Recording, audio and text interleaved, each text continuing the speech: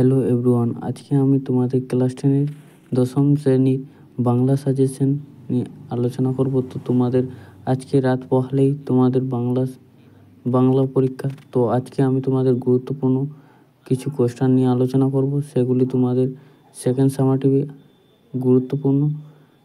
তাহলে আমরা একে একে দেখে নিই।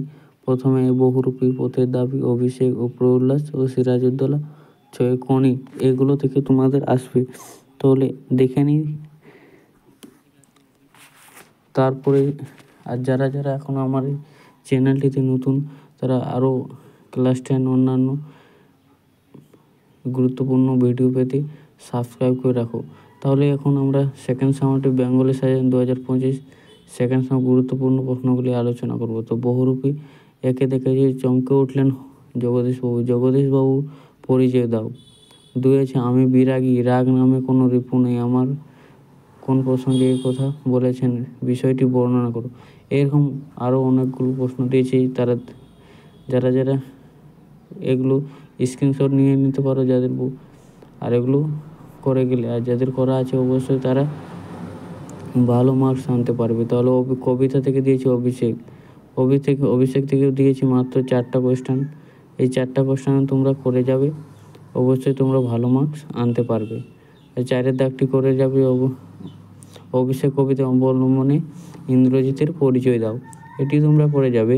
তারপরে আমি দিয়েছি যে নাটক থেকে তোমাদের যে সিরাজউদ্দৌলা একটি বড় নাটক আছে, সেখান থেকে মাত্র 2টি কোয়েশ্চেন তুলে ধরেছি। তো সিরাজউদ্দৌলার নাট্যাংশে অবলম্বনে সিরাজউদ্দৌলার চরিত্র বৈশিষ্ট্য আলোচনা করো। 2-এ দিয়েছি বাংলার এই দুর্দিনে আমাকে ত্যাগ করবেন না, কাদের উদ্দেশ্যে কথা বলা হয়েছে, কোন দুর্দিনের জন্য তার এই আবেদন। এই 2টি কোয়েশ্চেন দিয়েছি সিরাজউদ্দৌলা থেকে। আশা করি তোমরা সকলে রেডি আছো। যাদের রেডি নেই তারা এই মুহূর্তে তোমরা রেডি করে নাও। পরে যাই পরের পৃষ্ঠায়, যে প্রউল্লাস কবিতা একটি রয়েছে, সেখান থেকেও ওই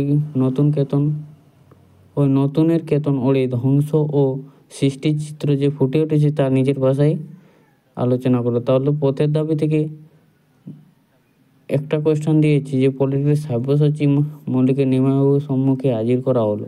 নিমাইবাবু কে, নিমাইবাবু সব্যসাচী মালিকের পরিচয় বা সাজগোজ কেমন করতেন, সেটা নিয়ে তোমরা আলোচনা করবে। লাস্ট মুহূর্তে চলে আসে যে কণি, কম্পিটিশনে পড়লে মেয়েটি আমার পা দেওয়া জল খাবে। কোন প্রসঙ্গে কার এমন উক্তি, এখানে বক্তার কোন দিকটা ফুটে উঠেছে তার সেটা লিখতে হবে।